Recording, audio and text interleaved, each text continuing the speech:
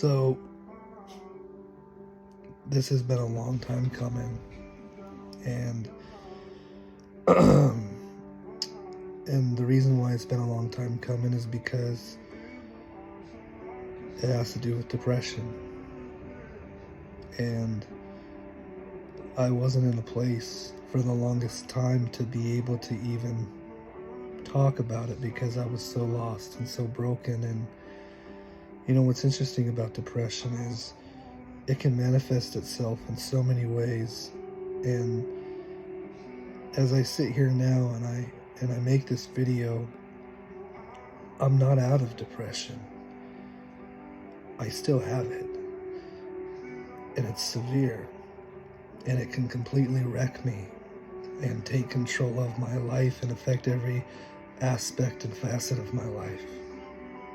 But not only am I coming on here and wanting to be vulnerable with anybody who will hear it in hopes that it will help, because that's my heart, but this is also for me to reach out and to try to shine light on something that is real and is devastating. And there is a stigma in our society and in this world behind it. And just because I'm in a place right now where I had a day where I had a breakthrough. I cried for 4.5 hours, which I've never done my entire life. And I'm thankful for that because it released something in me that made me vulnerable and open enough to feel, to talk about it, and made me excited. And it might be confusing to people, but it doesn't mean that I still don't have depression. I think oftentimes people think depression and they think that you're just supposed to walk around with a pouty face. And people who've never experienced it, I don't expect them to understand. But the thing about depression is it can manifest itself in so many different ways, and it's so multifaceted and can be so convoluted and hard to explain. And sometimes I don't think that people will ever really understand unless they've gone through it. And I think one of the things that I want to talk about that's being more talked about in our society today, and I'm super thankful that some of those stigmas are being lifted, and I think we have a long way to go, but I think we're on the right track, is the fact that you can have situational depression.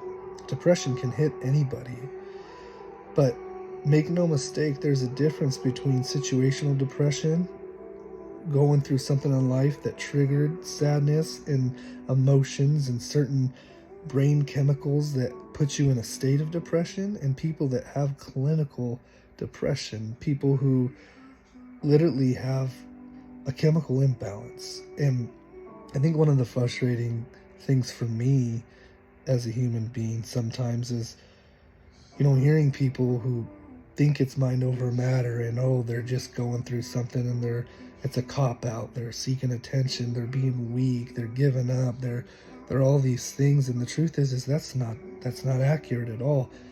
It's been scientifically and medically studied. Clinical depression is a real disease. It's a real mental illness, and it's just as devastating and as important as a physical illness, and it can have devastating effects on your life. I know this firsthand, and I know so many people can relate to that because they've lived it, or they're currently living it, or they know a loved one who has lived it and ultimately, unfortunately, have taken their life because of it. And oftentimes, if people can't understand, they don't take it seriously until it's too late. And furthermore, there's too many people that live in this world who couldn't get to a place to open up until it was too late. They felt completely hopeless and lost, like there was no way out. And I've listened to so many testimonies, and one thing that really stood out to me is a man went to a psychiatrist, and the psychiatrist, the first thing he asked him was, do you truly want to kill yourself? Or are you just in such a place where you can't bear to live like that any longer, and so you feel like that's the only option? And that hit me hard, man, because I realized, no, I don't want to take my own life. And the interesting thing about depression is oftentimes people don't open up about it because there's so much guilt and shame involved with feeling that way. Oftentimes you don't even know why you feel that way. You feel like there's no reason for you to feel the way you feel. And I'm a perfect example of that. I have beautiful children. I have a great relationship. I have a great job. You know, you look at the society and, you know, the idea and the concept of success. And I feel like from the society's view of that, I've checked so many boxes. And so people around me could say, how? Why? And it's further, it's deeper than that. I can put on a face. And not only can I put on a face, but there's days where I truly am genuinely happy, even in my depression. And so it can be so confusing for people, and it's confusing for me. And you feel like a fraud and a fake, and sometimes it's hard for you to navigate what's real and what's not. And then you have days like I've had today where I have that sense of inflation and that mania of feeling alive because I had a day of breakthrough and I'm excited. But that doesn't mean that it's not there, and it doesn't mean that tomorrow I might be in a state where I couldn't make this video if I tried. There's times where I can't even muster getting out of my own bed, nevertheless doing simple little things. You know, I haven't worked in 3 months, and I have other medical issues going on too, but I think the root cause is my depression, and for the longest time, I ran from it myself. You almost want to act like it doesn't exist, and it's a response that we often as humans create within ourselves as a defense mechanism, because dealing with trauma is hard. And it's hard enough to deal with within your own self, but to open up to other people about it and to become completely vulnerable can take so much courage and strength. And I want to let people know, for the people that haven't experienced it, and you may be dealing with people that are going through depression and are confessing that they're depressed, whether you believe they are or not, I want you to take that seriously, because you don't want to be that person. And there's plenty of people out there that can attest to this, who thought they were playing the boy who cried wolf until you realized, oh my God, they're gone. And I know firsthand of people who have experienced that and have gone through that. And I'm here to tell you it is real, man. But I'm also here to try to educate people on the difference between situational depression and clinical depression. And even though there's a sense where people can empathize and relate, they're not the same. It's like they're related, they're long lost cousins, and there's a connection, but they're two different people. And I think what's tough in our world, in our society, is trying to understand the difference. And depression in it itself is confusing altogether, but then trying to sort out what's clinical depression and what's situational depression, and figuring out the difference between the two, and having enough sympathy and empathy for the people that truly are struggling. And I don't want to diminish the people who have situational depression, because that sucks. My own mother doesn't struggle with clinical depression, but it runs in my family. And she's been in a dark place once in her life. And we just had this conversation tonight where she said, that's the only time in my life where I can kind of get a glimpse into how you feel. And that might just be the surface of it. And once again, I don't expect people who've never gone through it to truly understand, but knowledge is power. And so if you can at least educate yourself around the people that you suspect might have it, or if you have it or feel like you might have it yourself, is to completely open yourself up to not have judgment, and to truly be real with people that are struggling. And we all have struggles. I think this world can be tough because life isn't easy for anybody, and let's be honest, the world and the state of the world that we're in is heavy in general, and that's not something that should be taken lightly.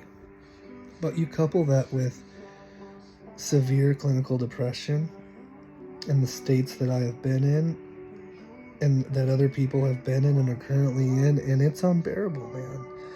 And I completely understand why people can take their lives, because you get to a place where you feel so lost, so hopeless, so numb that you just don't want to feel like that anymore, and you've lost all muster for life. And you ask yourself, why? Why do I do this anymore? Why do I continue to fight if this is what I get? If this is how I'm going to feel, and you don't know how long it's going to last? And I'm in that place right now. I don't know how long it's going to last.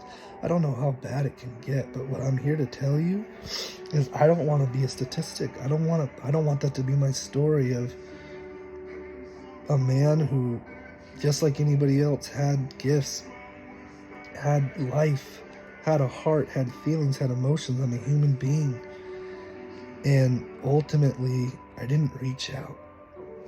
And there's avenues out there for people where they truly can reach out and they're not alone. And I want to let people know that you're not alone, man.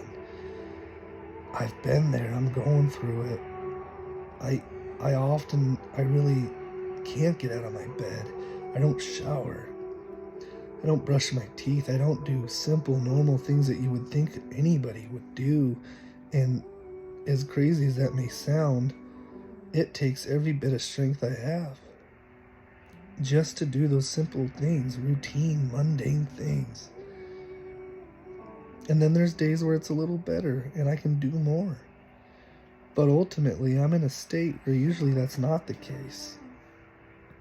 And I also think that we're just scratching the surface of what we know about the human brain and the connection with the human brain and the physiology of the body and everything else that's included, from the spiritual, mental, and physical, and all of that, man. And, I think about where we've came from as a human species within the last 100 to 200 years, and the advancements we've made with technology and the things that we're learning, and it's beautiful, and they should be celebrated. But make no mistake, I believe this wholeheartedly, and it resonates within me. We're just touching the surface of what we truly know about the human mind and the human body. And it's going to get better. And people are going to wake up more and more and realize that life isn't that black and white, man. We're complex. We're complex creatures, and it's never just black and white. Even when it comes to depression, like I said, it's not just sadness. Oftentimes for me, it's not sadness at all. It's just numb. It's blank. It's not feeling anything at all. It can manifest itself as anger, as irritability, as anxiety. And there's no telling how I'm going to feel a certain day. And so trying to navigate that as a person going through it's hard enough, but to try to get someone who doesn't understand that to help you and to empathize and to even begin to understand it is like finding a needle in a haystack. And I don't expect people who haven't gone through that to understand that. But I can say this. I do think that the people that do struggle with depression, at least one should be open-minded enough to realize that you can seek help from people who can't completely empathize with you. There's people who are well-studied and spend their life and their careers in this area of expertise, who truly have educated themselves and can help. And not to say that that's the end-all be-all. I don't think there's any substitute for first-hand experience, but it doesn't mean that the person that might be the thing that drives you over and gets you to a point to where there's healing and out of that darkness and shines that light at the end of the tunnel, it doesn't necessarily have to be someone who can 100% know what you're going through. it can come from anywhere and anybody. And so I'm speaking to not just people who can empathize and who are going through it, but I'm also speaking to the people who want to learn more about it and want to be able to help those around them. And I would encourage you just to educate yourself. And we're learning more and more, it seems, every day about depression and mental health in general and the human psychology and how we operate and just the brain and how it's wired and how it fires. And there's so many alternative medicines out there. And I hope that people are open-minded to really try different things. And I've tried multiple medications for bipolar depression, for anxiety, SSRIs, you name it. I'm currently on SSRIs. I've tried multiple drugs for bipolar 2 disorder. They didn't help. There were too many negative side effects, but it's not like I'm giving up the fight. There were moments where I did temporarily give up. And when I cried, for the amount that I cried today, it's because for some reason, I was pulled to a place where I could see myself as if I was somebody else, looking at me with compassion and with a broken heart because of how my heart breaks because of depression. And somehow it allowed me to have emotions and feelings, and my heart broke for me. It's like I finally allowed myself to not be so self-critical, and I allowed myself to open up and realize that I needed help. And I'm so thankful that I got to that place. I can't 100% explain to you how I got to that place, but I hope and pray that anybody that's in that dark place can find that within themselves and realize that you're not alone, and the people that truly love you aren't going to judge you.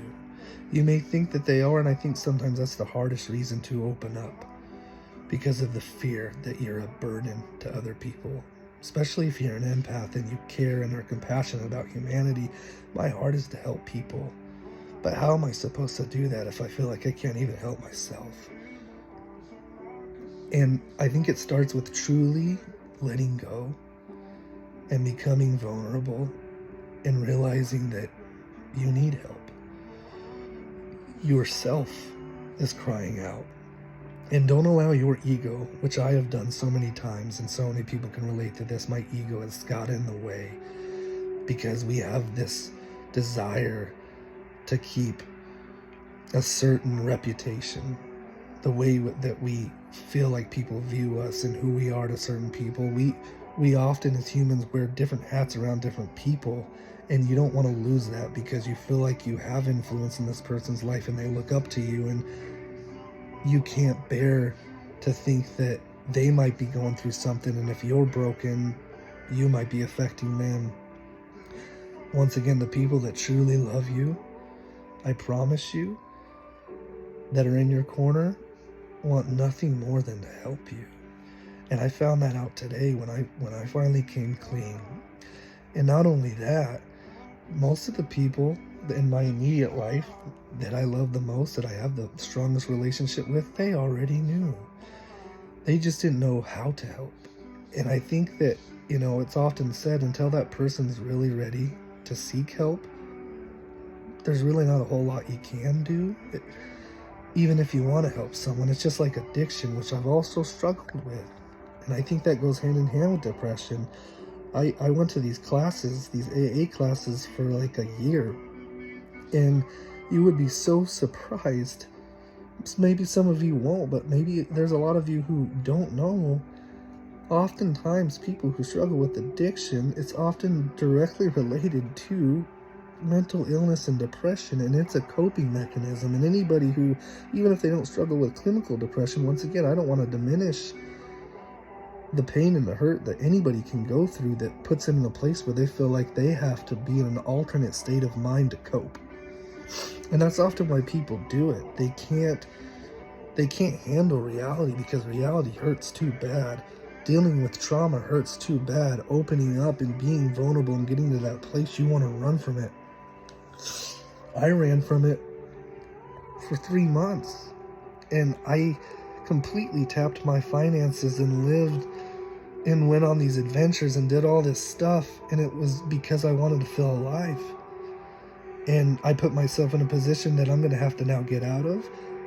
But if those are the things that are holding you back, what people may think of you and the own guilt and the own shame that you have, don't let that be the thing that holds you back from healing, because there's life to be lived. You will be happy again. That joy will come. And even though I don't feel it right now, and I know I'm still in a depressive state, I know that's not the end all be all, and I know there's light at the end of the tunnel. There were plenty of times where I didn't feel that way. And like I said, who's not to say that it doesn't hit me again tomorrow, because depression's fickle. And it can hit you in the weirdest times and you really don't understand it. But don't allow yourself to get in that place where you feel hopeless and that there's not hope, because there is. And yeah, it's hard.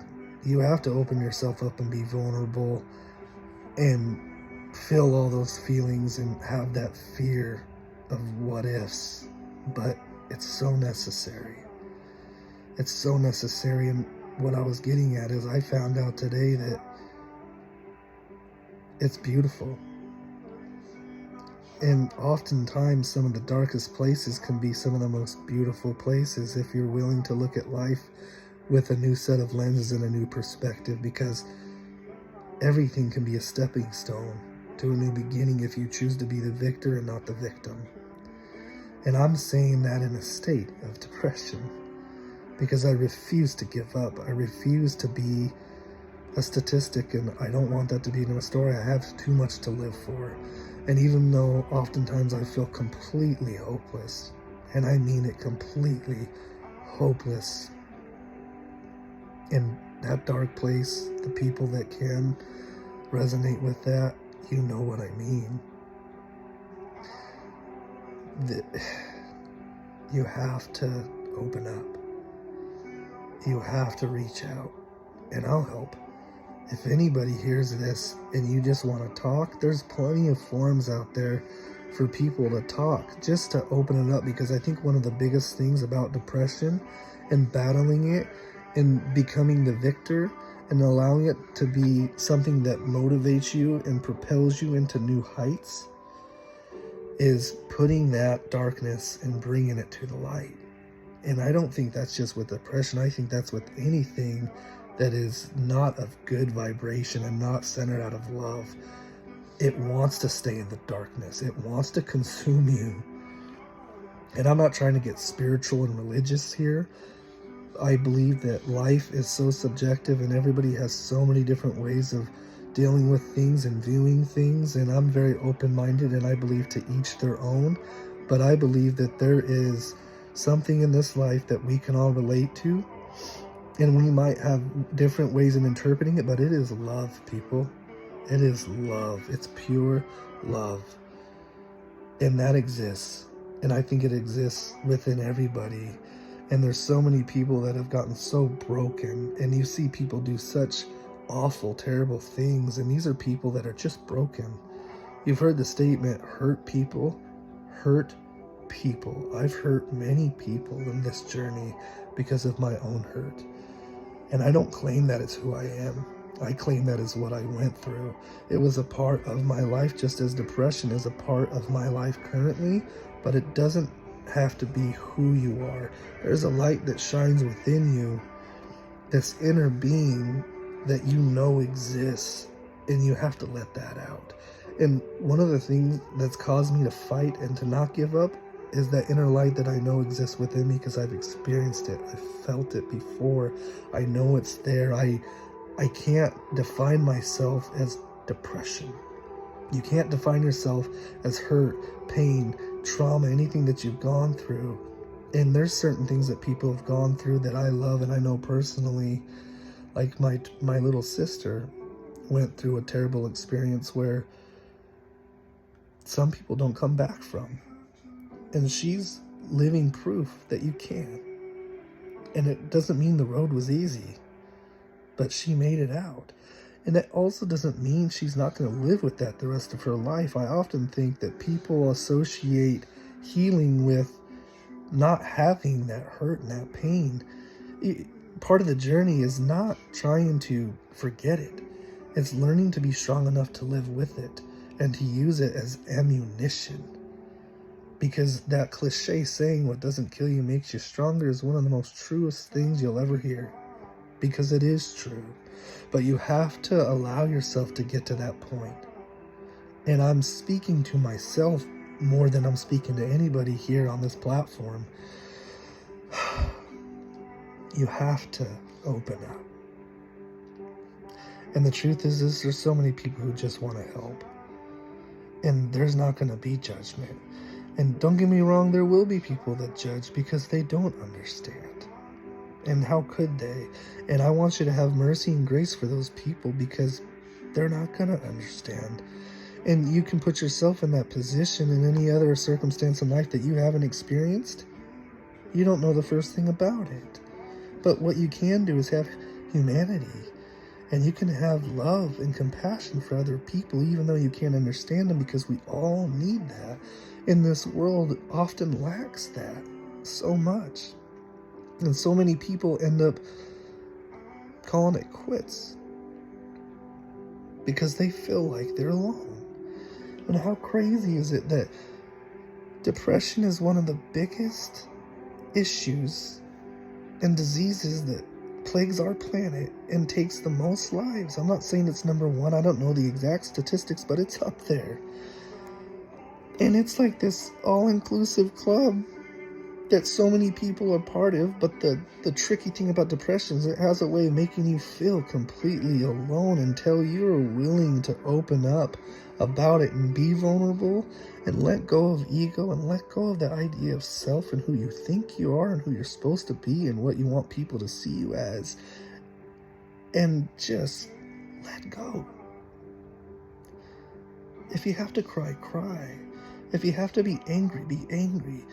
If all those emotions, feel those emotions, stop running from them and allow that pain and allow that hurt and allow all that stuff to be what propels you into healing, into that journey that puts you in a position where you can finally feel real and alive with yourself, but with other people too. And you'll find out that there are great people in this world who truly love you and just want what's best for you. They don't care if you lose everything. They don't care if you have to completely start over, as long as they don't lose you, because anything else in this world can be bought back, can be remade. You lose a job, you can get another one. You lose a house, you can get another one. You lose a wife or a husband or a friend or whatever the case may be, you can survive that and move on from that and have a testimony. But what you can't do, you can't get back you. And the people that are in this world who are firsthand testaments to that know exactly what I'm talking about, because I have people in my life that I have lost because of depression. My own grandpa, whom I didn't really have a relationship with, I didn't really know, but I found out from my mother. That's why he took his life. He had so much grief, so much hurt, and so much pain, and he couldn't bear the fact that he was dealing with that, especially because he grew up in a generation where men had to be tough all the time. And I speak to men mostly because I am a man and I can relate. Feeling hurt and going through that pain and to reach out to other people, even though you feel like a burden, I'm telling you right now, that's the strongest thing you can do, because it's real. And if you want to have a life that you feel like you're actually living and not just going through the motions, you have to get to that point.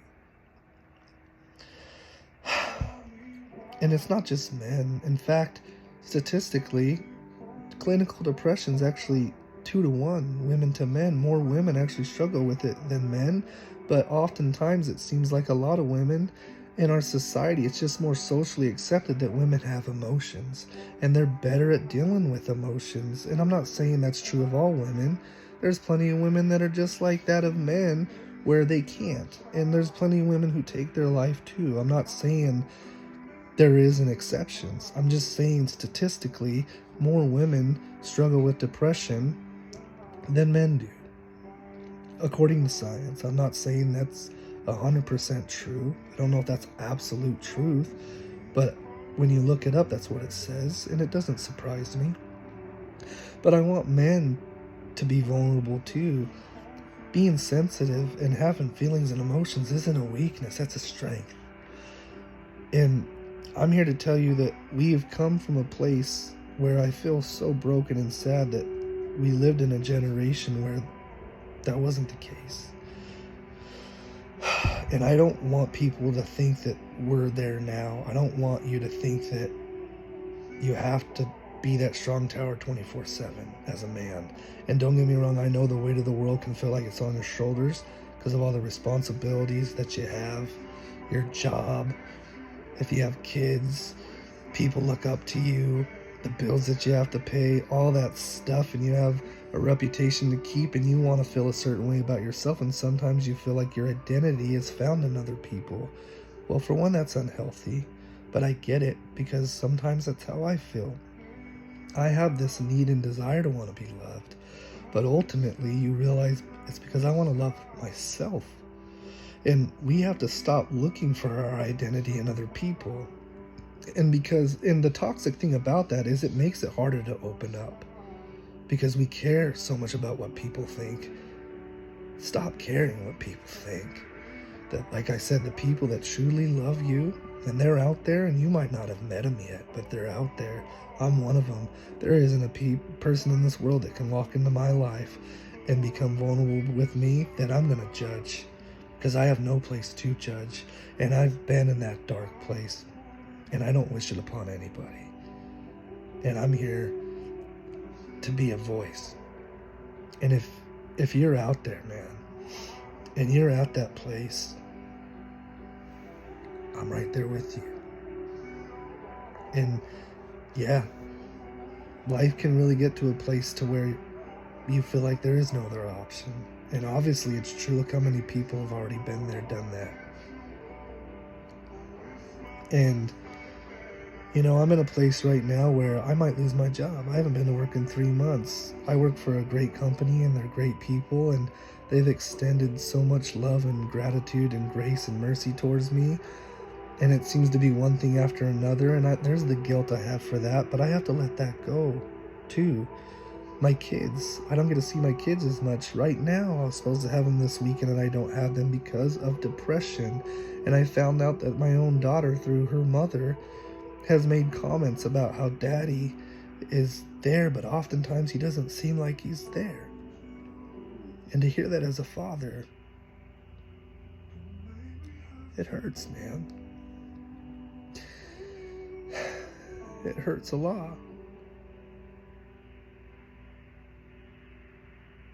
But don't allow that to be the thing that takes you out. Because they need you. So many people need you. You're so valued, you're so loved, and you don't even know it. And you might not feel that way. You might feel like the chips are stacked against you. You might feel like your particular situation's different. I get that. I felt all of that. Like I said, I might feel that way again tomorrow, but I have ammunition now. I have a little life in my bones.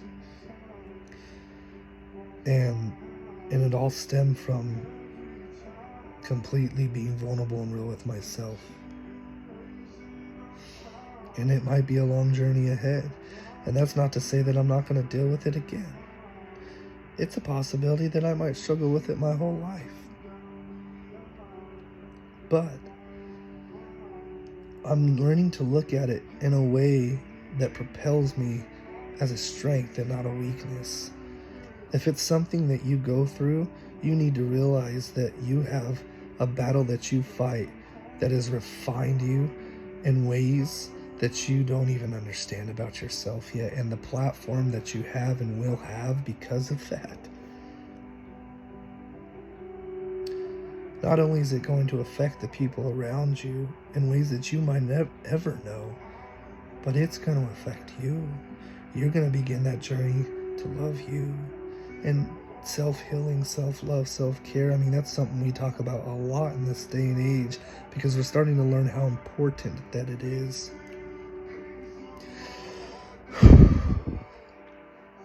And you know, the truth is that I could go on and on and on for hours. And there's so many more aspects that I could talk about. But I just want to ultimately let people know that are struggling, that have depression, whether it's clinical depression or it's situational depression, it still hurts, it still sucks, that you're not alone. And for the people who don't have it, extend a hand to the people that do, and don't think that it's not serious, because man, that it is. And I think that if you and I and everyone around who's listening can start to create a culture in our society where it's talked about, where it's not the white elephant in the room anymore, we can make a huge difference. And people are already doing that all over the place. There's so many platforms, and the more and more you study and the more you go down that rabbit hole into that, you start to understand, man, there's so many people out there, and there are people talking about it. I mean, you hear TED Talks, you hear so many personal testimonies. I listened to like 15 today, and there was one that just made me lose it, because that particular person spoke on a level that resonated so deeply within me. I felt like they were me, and I broke down. And who's to say I would be here talking and being in this place if I didn't hear that? I needed that. And I can't wait to comment on their video, which I'm going to do, and let them know how much it affected my life, because that's important too. People need to know they're important. People need to know that they're loved, they're needed, they're wanted, that they have a purpose. And the truth is, we all do. You know, I can't begin to name and count the number of people who have influenced my life in ways they'll never know. I encourage you to let those people know, because you might not know how much they need it. You know, they say that a little kindness goes a long ways. It does. You might not know your little amount of kindness, what it could do for someone. It might be the thing that saves that person. And I know that may sound extreme, but man, that is true. I've seen that personally firsthand, and I have felt that personally firsthand. There's times where I get so devastated by some of the things in this world that we see in the world that we're in the polarity and the left and the right and religion and all this stuff, and talk of war, and like I said, everything's so heavy, and we can tend to lose hope in humanity. And we often wonder, is there any good people left? The truth is we're all over the place, man. But we can get too caught up in the negative, and it's perpetuated all over the place. Social media, mainstream media, everywhere. People thrive on it. And it can put you in a dark place when you're already depressed. Don't get caught up in that. If you need to, step away from it completely. Get away from all of it if you have to. And I've seen so many people that take sabbaticals from social media because it gets too heavy.